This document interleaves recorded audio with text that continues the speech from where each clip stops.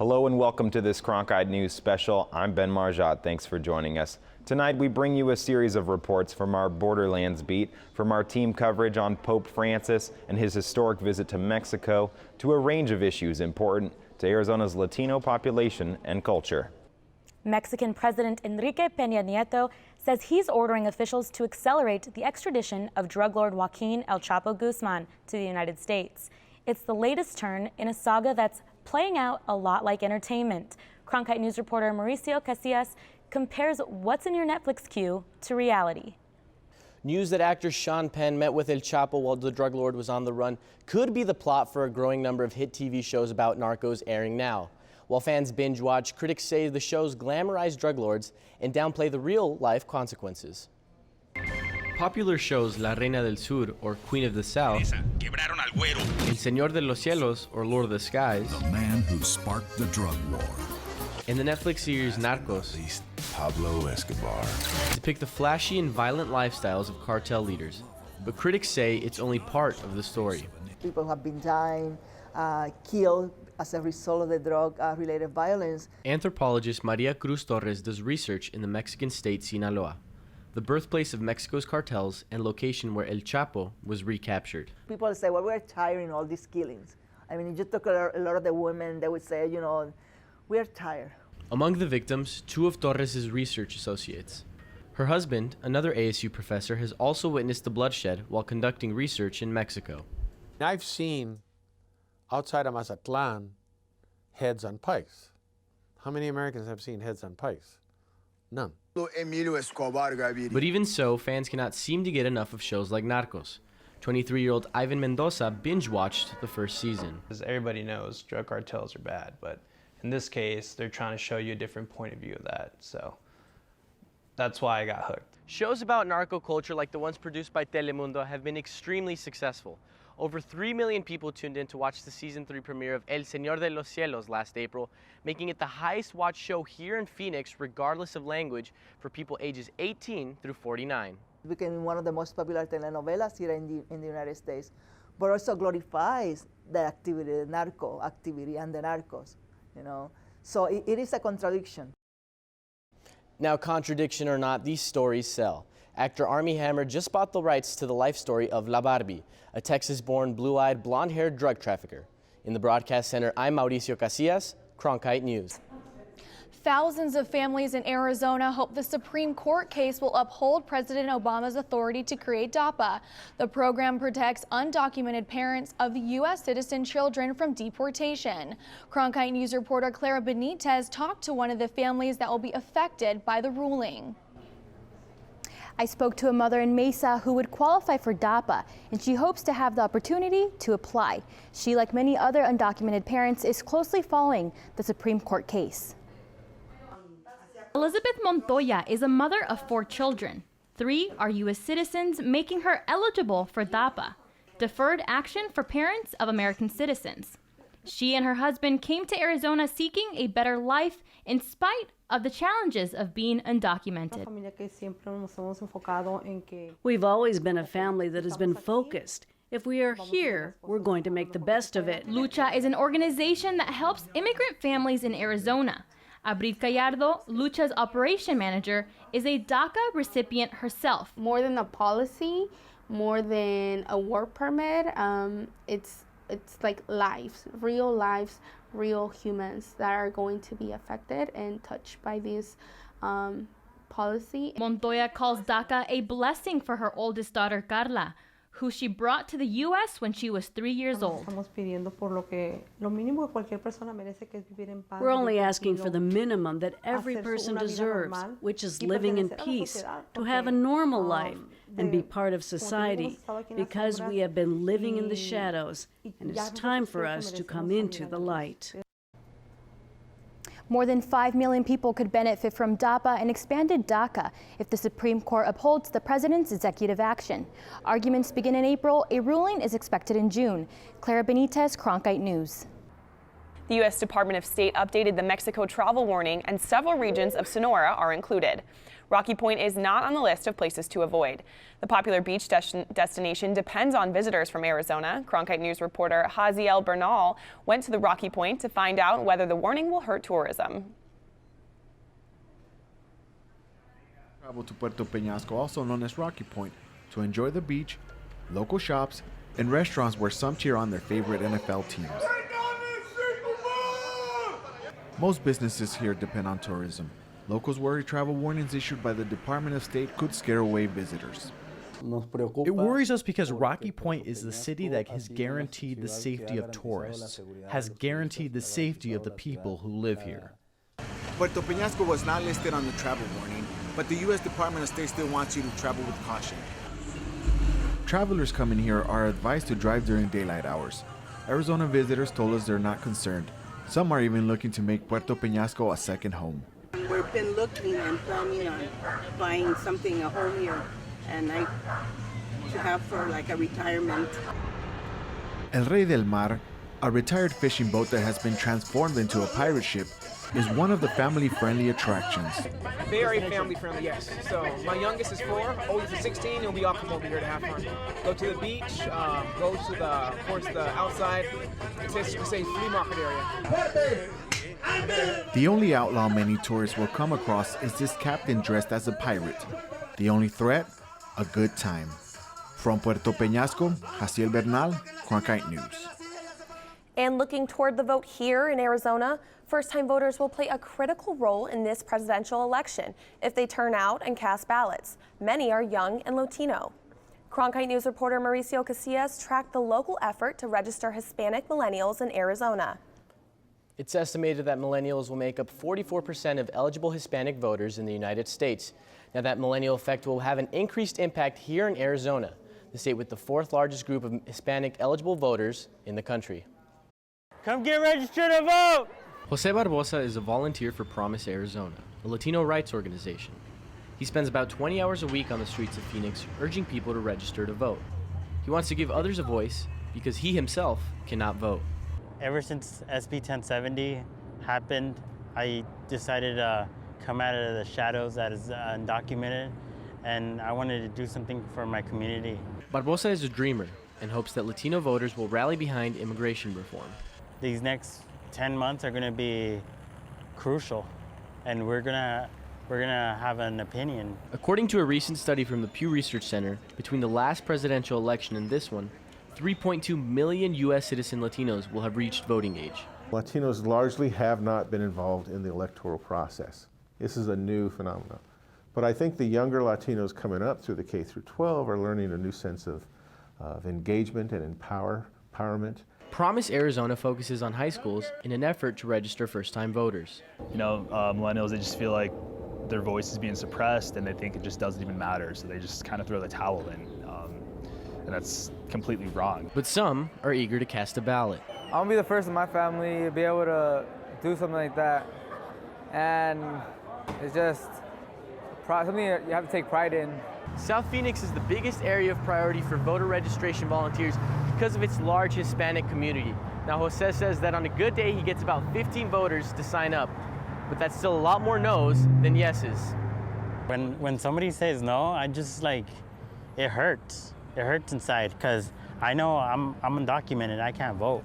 But the people that say yes, those are the people that are going to count. Now, the Pew study estimates over 1.3 million Hispanic voters in Arizona will be eligible to vote in the upcoming election. Live at the digital desk, I'm Mauricio Casillas, Cronkite News. The first airport terminal straddling the border is open. Travelers from the U.S. who want to catch direct flights in Mexico can now go back and forth without waiting in long lines at the border. Cronkite News reporter Clara Benitez shows us how the new terminal looking in San Diego and how the new terminal linking San Diego and Tijuana works. U.S. travelers who want to fly out of the international airport in Tijuana, Mexico, can now cross the border by simply walking into this terminal.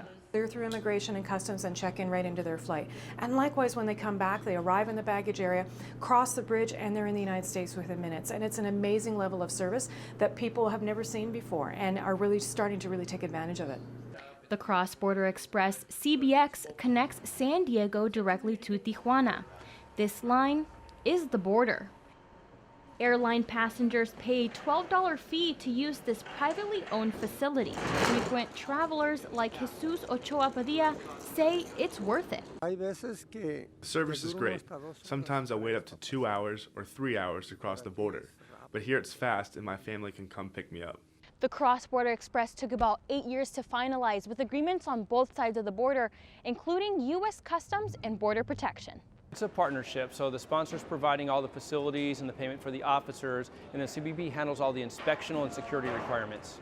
Tijuana International Airport has over 33 flight destinations every day, and flights to China 3 times a week, giving travelers more options. A bit greater access for Southern Californians and people in the southwest part of the United States to be able to access tourism destinations, Baja California, Puerto Vallarta, Acapulco, all of those places in Mexico that people want to go to. And it could be a model for other border airports, making travel easier and more efficient.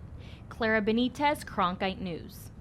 Pope Francis will travel to Mexico next week, and anticipation is building. The Pope will hold Mass in Juarez, right on the border. Arizona Catholics are among those who want to be part of this historic moment.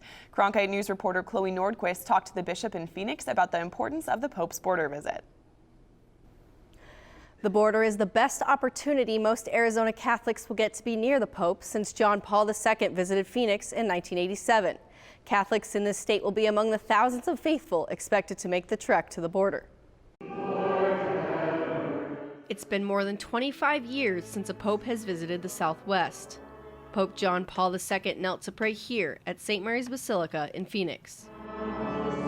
Now, Arizona Catholics are eagerly awaiting Pope Francis's trip to the border. I hope to meet with the Holy Father. The bishop of the Phoenix Diocese is among those making the journey to Juarez, Mexico, where Pope Francis will no doubt talk about immigration. I'm sure he'll also be speaking about the barriers that cause such suffering to the poor in so many parts of the world. Phoenix businessman Tommy Espinoza agrees the border location is significant. I think the real message is we really need to wrestle as U.S. citizens. We have to look at this issue of immigration. Espinoza spent a week with the Pope in Colombia, 2 months after Jorge Bergoglio became the first Latin American Pope. He is such a warm person. He truly is a Latino in the true sense of the word. In this picture, I was obviously honoring him as a Pope and kissing his ring. Espinoza is among the few Catholics who have seen 2 popes in person. He was in Phoenix when John Paul II visited in 1987. While some will follow the Pope from Arizona, plenty of Catholics will be making a pilgrimage to the border. It's a very special event, and so I would imagine that there's going to be 1 million people from different parts of the world that'll be coming to visit the Holy Father. Catholics from at least 3 parishes in Phoenix are making a pilgrimage to the border or Mexico City to see the Pope. The pontiff arrives in Mexico February 12th. In the broadcast center, Chloe Nordquist, Cronkite News. Immigration has been a hot-button topic during the presidential debates, and it will no doubt be an issue when Pope Francis visits the U.S.-Mexico border next week. Cronkite News reporter Mauricio Casillas joins us to talk about the significance of the Pope's border trip. The countdown to the Pope's arrival in Mexico has begun. One of the highlights of his visit will be to the border city of Juarez, which was once considered Mexico's murder capital. Many are hoping that Pope Francis's message will help the city heal. On the streets of Ciudad Juarez, anticipation is building as the border city prepares to welcome Pope Francis. I love that country, I love the city, and the Papa Francisco. Just outside of the Catedral de Nuestra Señora de Guadalupe, Juarez residents line up to write a special message for the Pope. Muchas gracias por venir a visitar. 10-year-old Neida Ramirez thanked the Pope for coming to visit her city. This will be the first ever papal visit to the border. It comes as Juarez recovers from years of drug-related violence. At one moment, Juarez was considered the most dangerous city in the world. I think that the Pope's visit will bring a drastic change to the city. A city now trying to rebuild its image. The altar where Pope Francis will celebrate Mass is taking shape, right across the border from El Paso, Texas. Construction workers are here 7 days a week. Construction worker Jaime Ibarra says he's proud to be doing very important work. This construction site will be transformed into a sacred place for the thousands of faithful that are coming to hear the Pope speak on that stage back here. Now, over there on the U.S. side of the border, people will be lining up as well to catch a glimpse of the historic moment. Many El Pasoans stopped going to Juarez at the peak of the violence. Now there's hope that Pope Francis will bring the border community together.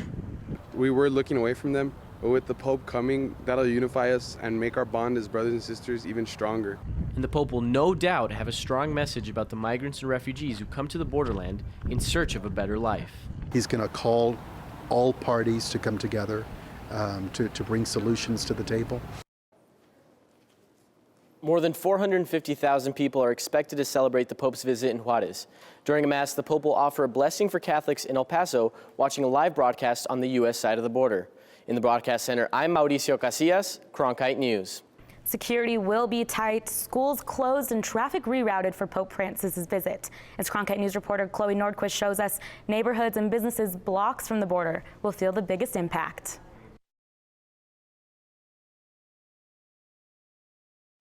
Most days, shoppers from Mexico fill South El Paso Street, just a block from the border crossing. But soon there will be crowds of pilgrims heading into Mexico to see the Pope. On Wednesday, most of the shops here are not going to open, since most of the owners are either religious or mostly because of traffic, and not a lot of people are going to come. Just a few streets away, the historic neighborhood Segundo Barrio will be completely blocked off. People are so excited. They're going to come out in droves. Local residents will be able to hear the Pope's message from Mexico from across the border. However, they will not be able to see him. Local shops in the area will also be closed. We're gonna have the day off, but we're not gonna get paid. So, and then the business is gonna be closed. Obviously, it's gonna affect the business. Police are restricting access to the neighborhood. The only way to get in and out is you're going to have a pass, and that is only for the residents that live here. And they're expecting probably thousands of people to jam every nook and cranny that you see in this neighborhood. Sister cities El Paso and Juarez only had 9 weeks to plan for the Pope's border visit. There was concern that nobody really knows how many people are going to be coming into El Paso, if it's going to be 500,000, 100,000, 10,000, 5,000, nobody really knows. So there was a precaution about those areas being flooded with people wanting to see the Pope or hear him from the American side. Families living in Segundo Barrio will be listening from their backyards. In El Paso, Chloe Nordquist, Cronkite News. More than 220,000 faithful are expected to attend Pope Francis's open-air Mass in the border city Ciudad Juarez on Wednesday. Cronkite News reporter Mauricio Casillas met up with a Phoenix family that made the trek to be a part of the historic moment. Construction workers put the finishing touches on the altar Pope Francis will use for his final Mass in Mexico. This Phoenix couple has tickets, and they've driven 7 hours to be in Juarez. I'm just very excited to be able to get near, and feel the blessings. It's a homecoming for Sergio, who was born and raised here. He believes the Pope will help the city overcome its turbulent past. We are in the middle of the desert, and it's a thirsty city. It's thirsty of justice and hope and mercy, and this is the message the Pope is going to bring to us. Sergio, like many in Juarez, has experienced the impact of drug violence firsthand. His next-door neighbor was killed by a gang member, and his younger brother died from drug abuse. It was really hard for my family. He we went for a couple rehabs. He tried to do that, and he cannot make it, and he ended up, losing his life. The one thing Sergio wants to hear from the Pope: a message of peace and reconciliation, a mercy. This altar behind me is the closest that Pope Francis will be to the American border, about 50 yards away from El Paso, Texas. Now, he's expected to talk about the migrant issues, and he's also going to be praying for El Paso, the United States, and the thousands of immigrants that have died trying to come across the border. We need to be heard. as immigrants for myself. You know, I'm an immigrant. My parents were immigrants, and we should all be able to have a better life. During his visit in Mexico, Pope Francis has emphasized that he wants to be an instrument of peace. The Pope is coming to bring us hope, and it's light at the end of the tunnel. People are expected to line up at 6 in the morning at this site the day of the Mass, even though the Pope won't show up until late afternoon. In Ciudad Juarez, Mexico, I'm Mauricio Casillas, Cronkite News. Our Cronkite News Borderlands team traveled to Juarez and El Paso for the historic visit. We start our team coverage with Mauricio Casillas. Tens of thousands of people here are donning white Pope Francis shirts like the ones behind me to create a human chain along the Pope's path here in Ciudad Juarez.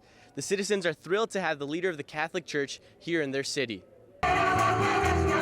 Ciudad Juarez is the last stop on Pope Francis's 6-day visit to Mexico. We heard about the Papa's coming to the town.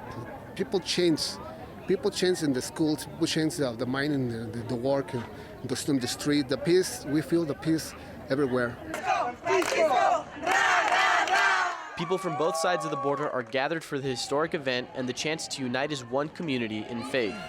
The Pope's message to the borderland will be one of peace, one of unity, one that people shouldn't fight themselves because of their differences or because of money, drugs, things like that. Some people have been on the streets since 3 in the morning because they want to relish the opportunity of welcoming Pope Francis to the city. Peña says she's happy the Pope has come to visit and is bringing his message of peace.